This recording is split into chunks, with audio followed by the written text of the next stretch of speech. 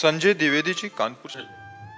राधे राधे। महाराज जी, पहलगाम आतंकवादी हमला जो हुआ था, इनके पुत्र उसमें शहीद हो गए। महाराज जी कह रहे हैं कि हम धर्म से और श्रेष्ठ कार्य भी करते थे, पर ईश्वर द्वारा ऐसी घटना हुई तो बहुत अंदर व्यथित मन है महाराज जी, इसलिए। हाँ, मन तो व्यथित हो ही जाएगा। बड़े बड़े सूरवीरों का हो गया। जब अभिमन्यु जी पधारे तो अर्जुन जी की हालत खराब थी। अर्जुन जी को भगवान स्वयं समझा रहे थे, फिर भी वो व्यथा को प्राप्त हो रहे थे, क्योंकि पुत्र प्रेम पिता के हृदय में जो होता है, जब उसका पुत्र वियोग को प्राप्त होता है तो वही हृदय जानता है। अपने लोग तो सहानुभूति के वचन बोल सकते हैं, लेकिन जिसके हृदय में होता है उसका हृदय जानता है। पर अब ये जो होना है वो होके रहेगा।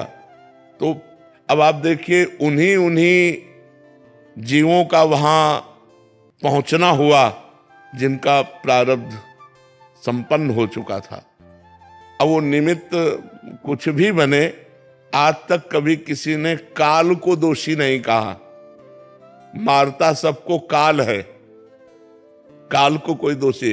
अब काल वो विविध रूप धारण कर लेता है, एक्सीडेंट, हार्ट अटैक या कुछ भी, जो भी, लेकिन आयु जब पूरी है तो वो पूरी हो जाती है। तो हमें लगता है, यद्यपि इस ज्ञान से हृदय का दर्द कम नहीं हो जाएगा, पर हमको ये ज्ञान धारण करना पड़ेगा कि जब जहां जिसकी जैसी हो भवतव्यता, तैसी बने सहाय, आप न आवे ताहि पे, ताहि तहां ले जाए। अब आप देखो, अगर एक दिन ना जाते, एक दिन पीछे हो जाते, घटना बच जाती। लेकिन उसी समय जहां जो कुछ लीला होनी है वो लीला, तो इसलिए धैर्यवान बनो, हृदय को। बहू है, पत्नी, 2 महीने पहले विवाह हुआ था। नहीं, हम व्यथित हैं। हम भी कई दिन तक व्यथित रहे जब ये घटनाएं सुनी ना, कई दिन तक। तो आप तो वहां उपस्थित होगी। हम जिसके आंखों के सामने, वहाँ तो सब पत्नियों के सामने तो पूछ के मारा था कि अगर हिंदू हैं तो बोली। इसके बगल में सब पूरा ब्लड से नहा गए थे। राधा राधा राधा राधा। बड़ी, वो तो दृश्य ही इतना भयानक होगा कि कैसे, मतलब 2 साल से हम भी आपके हम लोग भी वो 11 लोगों में से गए थे और पहले स्टेज पे पहुंच करके आपका कृपा चाहे जो भी हो, साथ में हम भी थे, लेकिन हम आधे रास्ते से लौट आए थे। हमें अच्छा नहीं लग रहा था वहाँ जाने में, तो अपने काम बैठे बेटा तुम लोग चल आने। अब तो धैर्य धारण करना पड़ेगा बच्चा, वो तो।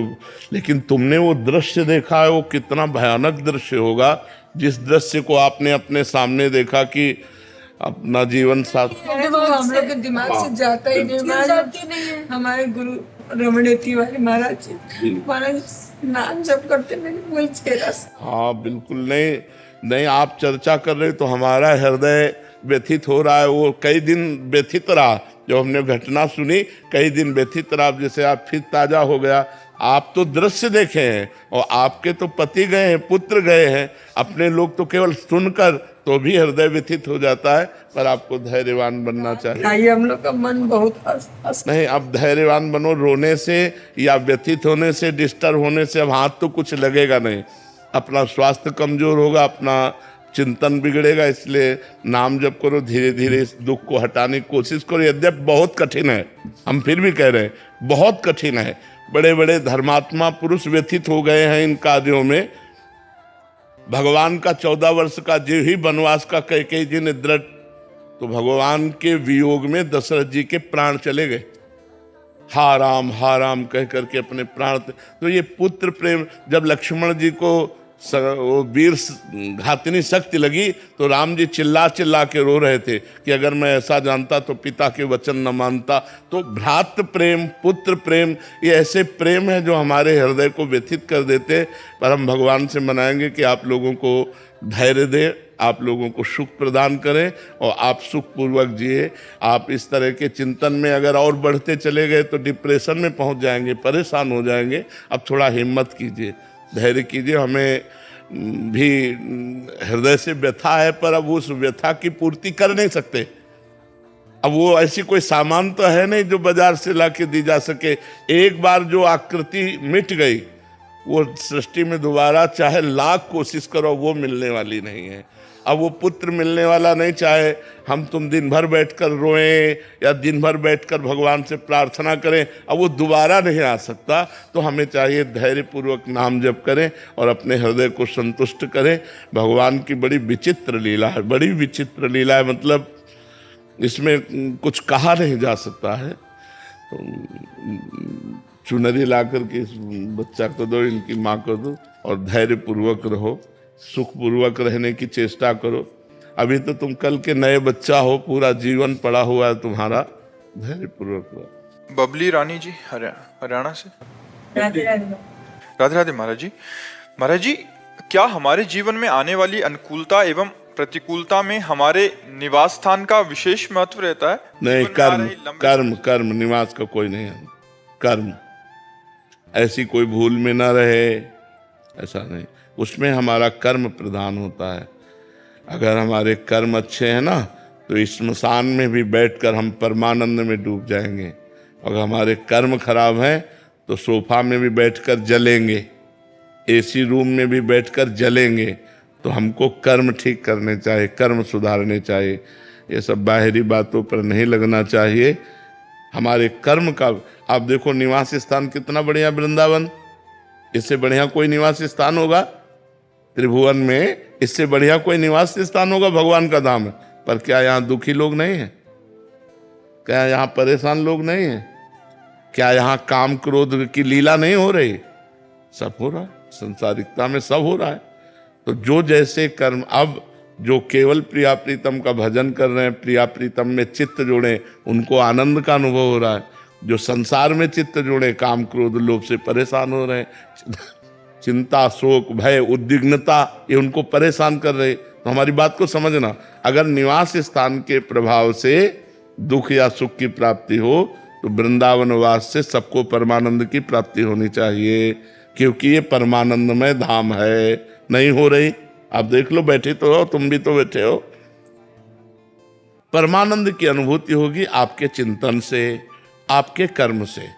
अच्छे कर्म करोगे सुख मिलेगा, बुरे कर्म करोगे दुख मिलेगा। आज नहीं तो कल मिलेगा। और भजन करोगे तो परमानंद मिलेगा। यहाँ नहीं, जो तुम्हें सबसे निकृष्ट गंदा स्थान बताया जाए कि ये स्थान, वहां बैठ जाओ और राधा राधा राधा राधा। अगर आपको परमानंद का अनुभव ना हो तो मुझे बताना। तो स्थान का थोड़ा सहयोग तो मान सकते हैं कि शांत वातावरण है, भागवतिक है, तो हमारा भजन में ज्यादा रुचि होगी। लेकिन सुख दुख विपत्ति संपत्ति हमारे कर्मों के प्रभाव से, इसका स्थान से कोई ताल्लुक नहीं है। ओम दीक्षित जी। राधे राधे गुरु। राधे राधे महाराज जी। महाराज जी, मेरा प्रश्न है कि अगर हमारे अंदर भाव ना हो और केवल हम वाणी से कहें और रटते रहें कि श्री जी मेरी हैं, श्री जी मेरे हैं, तो क्या श्री जी हमें भाव आ जाएगा? यहाँ का एक जादू है, तुम करके देखना।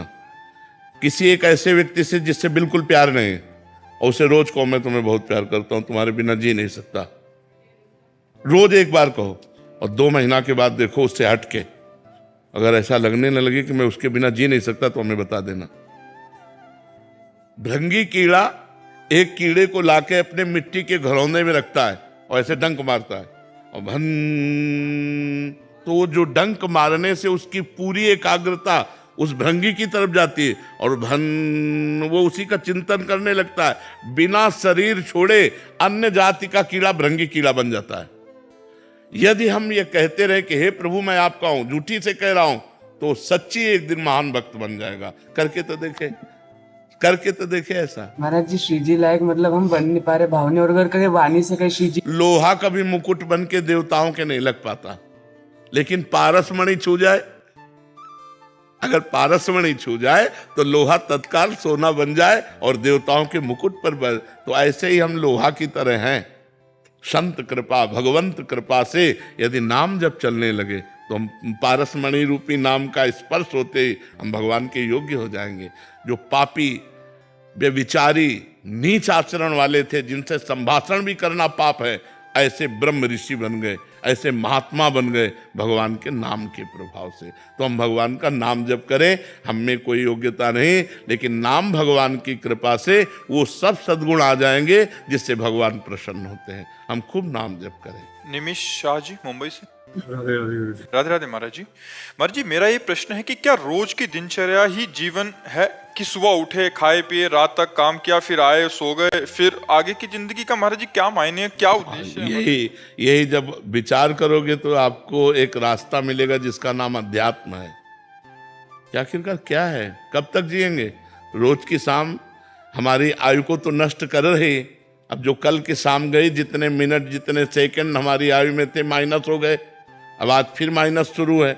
आखिरकार हम मृत्यु के नजदीक पहुंच रहे हैं। तो खा करके, कमा करके हम अब केवल आयु ही तो नष्ट कर रहे हैं। लाभ क्या ले रहे हैं? वो लाभ है भगवान का भजन, वो लाभ है भगवान का चिंतन। यदि हम आज एक एक श्वास राम राम बोले, राधा राधा बोले, कृष्ण कृष्ण बोले, हरि हरि बोले, तो आज की कमाई पक्की हो गई। अब ये त्रिभुवन में कभी नष्ट होने वाली नहीं, त्रिकाल में कभी नष्ट होने वाली नहीं। भगवान के नाम के प्रभाव से हमारी दुर्गति रुकेगी और हमारी सदगति होगी। अगर नाम जप नहीं चल रहा तो बिल्कुल आयु व्यर्थ जा रही, बिल्कुल आयु व्यर्थ जा रही। ये दुर्लभ दे तभी सार्थक है हमारा। एक जैसे आपका चिंतन आया ना, ऐसे ही गाढ़ चिंतन हो जाए तो आप भयभीत हो जाएंगे कि आखिरकार जिंदगी है क्या, मतलब क्या रहा, इसके बाद मर गए, फिर कुछ योनि में गए, फिर खाओ जियो मरो, बस इतना ही, क्या यही जीवन का लक्ष्य है? तो जब ये बात आती है तब अध्यात्म का रास्ता निकलता है। महाआनंद, पूर्णानंद, परमानंद, इस शरीर के राग से रहित, आवागमन से मुक्त, समस्त कामनाओं से विनिवृत्त कामा, अध्यात्म नित्या विनिवृत्त कामा, द्वंद्व विमुक्ता, सुख दुख संगई, गच्छन्त मूढ़ा पदमव्ययम तद। वो अव्यय पद, परम पद को प्राप्त हो जाता है जो भगवान का नाम जप करता है, भगवान की आराधना करता है। तो बच्चा, भगवान का सुमिरन करना ही जीवन की सार्थकता है। नहीं कहे हनुमंत विपत्ति प्रभु सोई, जब तो सुमिरन भजन न हुई। सुमिरन भजन हो रहा है, बहुत बढ़िया जीवन कट रहा है, चिंता करने की जरूरत नहीं। सुमिरन भजन नहीं हो रहा तो व्यर्थ जीवन जा रहा है। किसी भी भोग को कितनी भी बार भोग लो, बार बार वही तृष्णा। आप देखो ना, भोगे हुए भोग को पुनः पुनः भोगने की वृत्ति का नाम तृष्णा है। सुने हुए भोगों को भोगने की इच्छा का नाम कामना है। तो बार बार वही कामना, तृष्णा, बस ये खा लो, वो खा लो, ये भोग लो, वो देख लो, वो देख, तो हमारी आयु व्यर्थ जा रही है। राधा राधा राधा कहते हुए हम पा रहे हैं, क्योंकि पाना पड़ेगा। जो भगवान ने दिया वो भगवान को अर्पित करके नाम जप करते हुए पा रहे हैं। जो भगवान दृश्य दिखा रहे हैं, सब में भगवान की माया, भगवान की लीला देख रहे हैं, नाम जप कर रहे हैं, बढ़िया जीवन चल रहा है। आयु उसकी नष्ट नहीं होती, उसकी आयु सार्थक होती है। तभी हम कहते हैं जो लोग बर्थडे मनाते हैं उन लोगों को सोचना चाहिए कि एक वर्ष माइनस हुआ, अब हमारा जीवन कितना मुझे पता नहीं, और एक वर्ष माइनस हो गया तो मुझे विचार करना चाहिए कि इस एक वर्ष में मैंने क्या महत्वपूर्ण कार्य किया। हम अपने देश के लिए क्या किया, अपने माता पिता के लिए क्या किया, अपने लिए क्या किया। तो हम उत्सव किस बात का मनाएं? लोग शराब पीते हैं, लोग मांस खाते हैं, पार्टी मनाते हैं, अज्ञानी भाव में करते हैं। नाम कीर्तन करो, 24 घंटे भगवान का नाम कीर्तन करो। आज जन्म दिवस अगर मनाना है तो भगवान का नाम कीर्तन करो। गौ से गौओं को हरा चारा डाल दो, संत महात्माओं को भोजन पवा दो, किसी गरीब की बीमारी में लगा, तो तुम्हारा जन्म होना सार्थक रहेगा। ये शराब और मांस और ये पार्टीबाजी, ये हैप्पी नहीं है। हैप्पी तो तब है जब भगवान से जीव जुड़ा, धर्म से जुड़ा। हम कह रहे ना 24 घंटे कीर्तन बैठा लो तो 1 घंटे नाम कीर्तन जरूर करो। भगवान का नाम कीर्तन करो और सबको भोजन पवाओ, पवित्र भोजन पाओ। ये गंदी बातें, गंदा आहार, ये बहुत बुद्धि को भ्रष्ट करने वाला। अच्छा, आज बढ़िया आप खीर, गुलाब जामुन, पूड़ी, कचौड़ी, सब्जी, ये सब पवाओ, और वो सब गंदी चीज ना हो। बोले यार क्या पार्टी ही नहीं हुई, वो मानेंगे पार्टी ही नहीं, वो ऐसी भावना रखते हैं। हाँ, तो आज राक्षसी भाव की वृद्धि हो रही। पवित्र आहार स्वयं करो, दूसरों को पवाओ, नाम जप करो, इसी से जीवन सार्थक है। हमारा जो मन है वो इस संसार में राजी हो गया है। संसार के भोग, संसार की धन संपत्ति, रिश्ते नाते, और इसमें राजी होकर भगवान को भूल गया है। ये सबसे बड़ा घाटा है, क्योंकि रोज का रोज हमारी आयु खत्म हो रही, माइनस में हो रही। अब हमारी कितनी आयु है हमें पता नहीं है, किस घटना से ये शरीर पूरा होगा ये भी पता नहीं। तो क्या हमारे मनुष्य जीवन लेने का इतना ही फल था कि कमाओ, खाओ, जियो, कमाओ, खाओ, भोगो? क्या इतना ही फल है? नहीं, मनुष्य जीवन दिव्य जीवन है और इसमें दिव्यता है भगवान का स्मरण। यदि हमने इस सेकंड में राधा कहा तो ये सेकंड का कहा हुआ राधा, ये सेकंड समय सार्थक हो गया। अगर हम अपने जीवन के रोज के दिन खोते चले जा रहे हैं और इनमें राधा राधा, कृष्ण कृष्ण, हरि हरि, राम राम, जो प्रिय हो वो नाम जप करें तो हमारे जीवन की सार्थकता हो जाए। कुछ ऐसे हमारे कर्म जो हमें दुख देने के लिए आते हैं, उनको कौन मिटाएगा? हमारे द्वारा ऐसे पाप कर्म पूर्व में हुए, वर्तमान में भी हो जाते हैं, गलती हो जाती है, उसको मिटाने के लिए नाम राधा राधा राधा, कृष्ण कृष्ण, जो नाम प्रिय हो। तो हम सबको चाहिए कि हम कोई गलत आहार ना करें, कोई गलत पेय पदार्थ ना पिए, भूल कर किसी को हम दुख ना पहुंचावें, और नाम जप करते हुए जो कर्तव्य कर्म मिला है, कोई मास्टर है, कोई डॉक्टर है, कोई वकील है, कोई न्यायाधीश है, जो भी जिसको जो कर्तव्य कर्म मिला है उसे अपनी पूजा समझ कर करे, तो ये हमारा जन्म सार्थक हो जाएगा, हमारा जन्म लेना सार्थक हो जाएगा। और नहीं तो फिर इस जीवन का कोई महत्व नहीं। आपका बैंक बैलेंस, आपकी पढ़ाई, आपकी डिग्री, आपका पद, आपके संबंधी, आपका मकान, सब यहीं एक सेकंड में छूट जाना है। दुनिया में लाखों का मेला जुड़ा और हंसा जब जब उड़ा तो अकेला उड़ा, उसका साथी कोई नहीं होता, उसका साथी सिर्फ भगवान का नाम होता है। इसलिए सब लोगों से प्रार्थना है, पवित्र भोजन पाओ, पवित्र विचार वाले बनो, खूब नाम जप करो और जितना बन सके दूसरों का हित करो। इससे भगवान प्रसन्न होते हैं, और भगवान प्रसन्न हो गए तो हमारा मनुष्य जीवन लेना सार्थक रहा। नहीं तो फिर व्यर्थ हो जाएगा। हम रोज मृत्यु के नजदीक पहुंच रहे हैं। 40 साल, 50 साल, 35 साल की श्वासें गई, अब कितने सेकंड या मिनट या महीना या वर्ष है हमें पता नहीं। अगर हम नाम जप नहीं करते तो ये सब यहीं छूट जाएगा। फिर अगला जन्म हमारा होगा पशु पक्षियों में, फिर हम कुछ नहीं कर पाएंगे। अगर मनुष्य जीवन में हम अब कुछ ना कर पाए, प्रायः लोगों की बुद्धि केवल वर्तमान भोग में रहती है कि आज का जीवन हमारा सुखी है, कल किसने देखा है? नहीं, बुद्धिमान वही है जो आज का भी सुख देखे और कल के सुख की व्यवस्था करे। आज आप जिस सुख में आ गए हैं मनुष्य जीवन में, इससे बड़ा कोई सुख नहीं है। बड़े भाग मानुष तन पावा, सुर दुर्लभ, सदग्रंथ देवताओं के लिए भी दुर्लभ है। क्या हम सुअर कुत्ता बन करके सुखी हो पाएंगे? जब हम मनुष्य बनकर सुख ना ले पाए तो सुअर कुत्ता बनकर ना तो भजन कर पाएंगे ना सुखी हो पाएंगे। तो अन्य योनियां जो 83,99,999 योनियां हैं, उनमें किसी में इतना विवेक जागृत नहीं जितना मनुष्य में जागृत है। तो हम भगवान का भजन करके, तीर्थयाटन करके, सत्कर्म करके ऐसे कमाएं कि हमें फिर अगला मनुष्य जन्म मिले और फिर हम अच्छा कार्य करें, अपने देश के लिए, अपने समाज के लिए, अपने विश्व के लिए मंगल विधान करें, तो हमारे मनुष्य जीवन की सार्थकता है। मनीषा जी।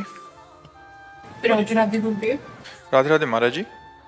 महाराज जी, जब आप स्वस्थ थे तब प्रभु ने कोई विशेष व्यवस्था नहीं की, अब जब उन्होंने सब व्यवस्था कर दी तो स्वास्थ्य के वही कारणों बात है ना कि जब खाने के लायक थे तब खाना नहीं था, और जब खाने लायक नहीं है तो सब व्यवस्थाएं कर दी है।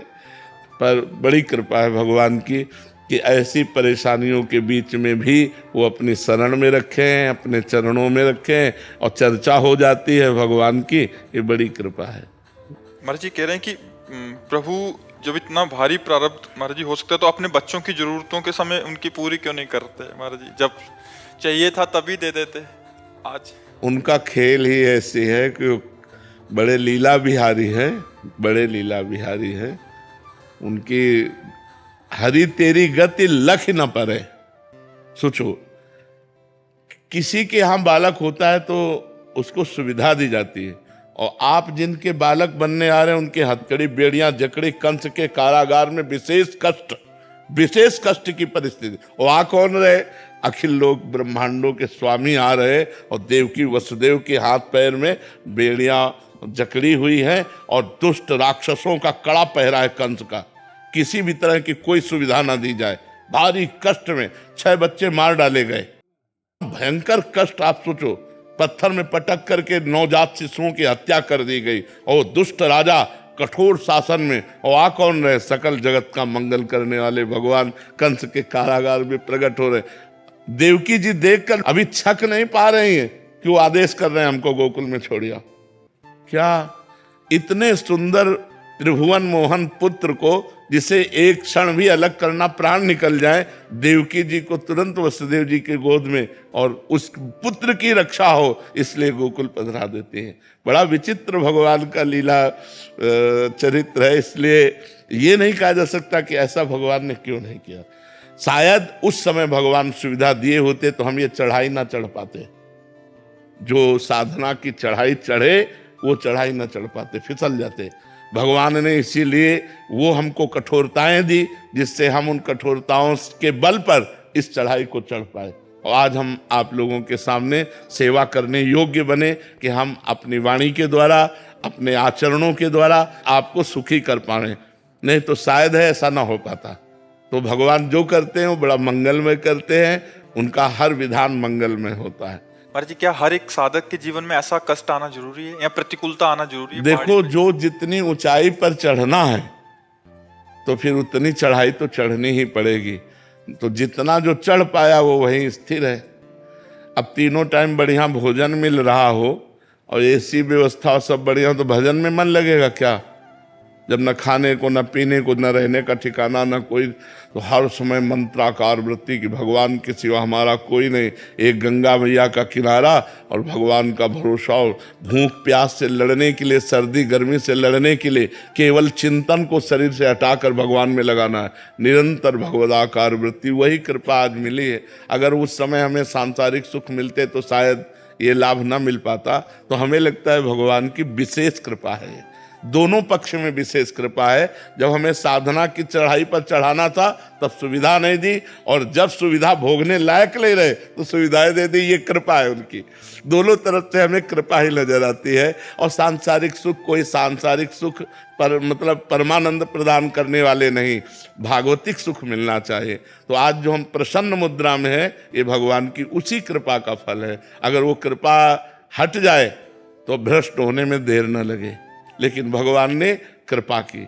जब हम भ्रष्ट होने योग्य थे तब सामग्री नहीं दी, जब सामग्री दी तो भ्रष्ट होने योग्य नहीं रखा। ये उनकी विशेष कृपा बहुत बड़ी कृपा भगवान की। महाराज जी, कोई फिर हल बता दीजिए, क्योंकि आपको सुनने वाले बहुत सारे ऐसे भक्तजन हैं जिनके पास सब वैभव है, मतलब सब सुख सुविधाएं हैं, जिनको हमारी बात मान लो।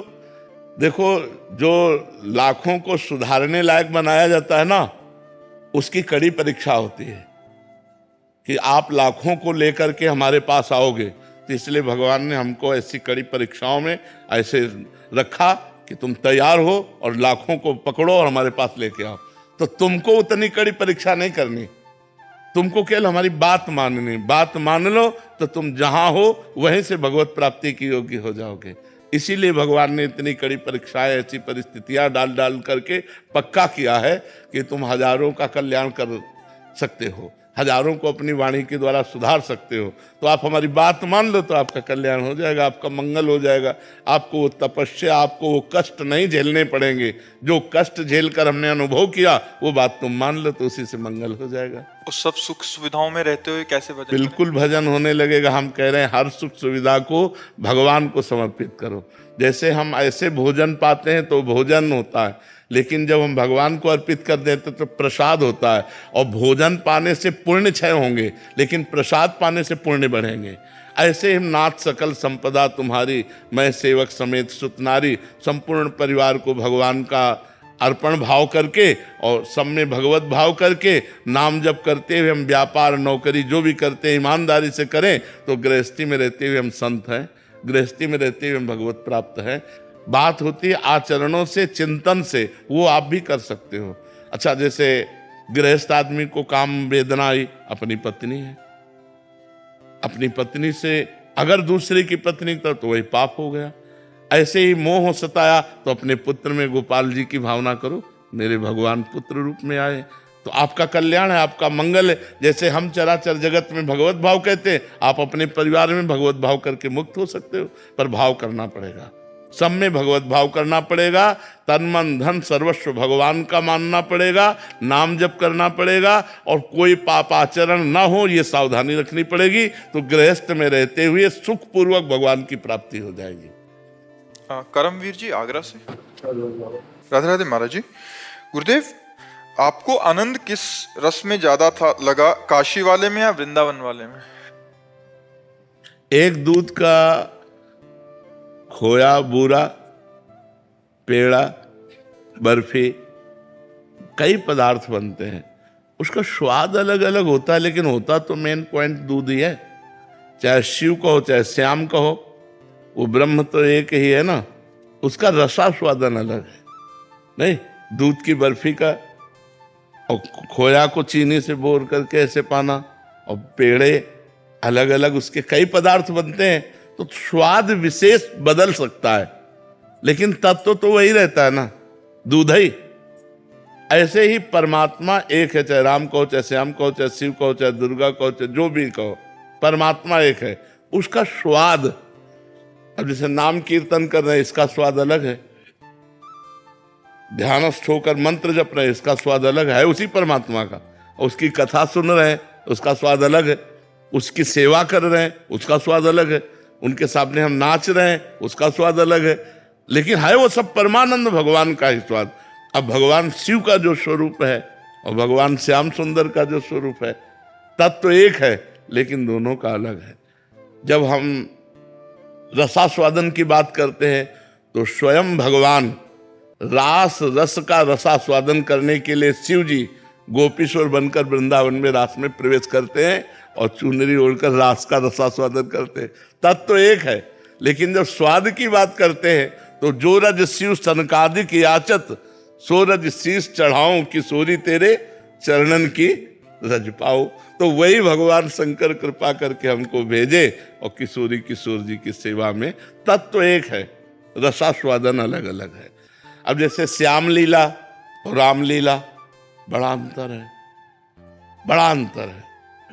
गंभीर मर्यादा, बिल्कुल कहीं इतनी भी मर्यादा का, वही राम है वही श्याम। प्रेम की एक अपनी मर्यादा होती है, ये प्रेम लीला अवतार लीला पुरुषोत्तम है और वो मर्यादा पुरुषोत्तम है, वहां एक, पर लीला में बड़ा अंतर है।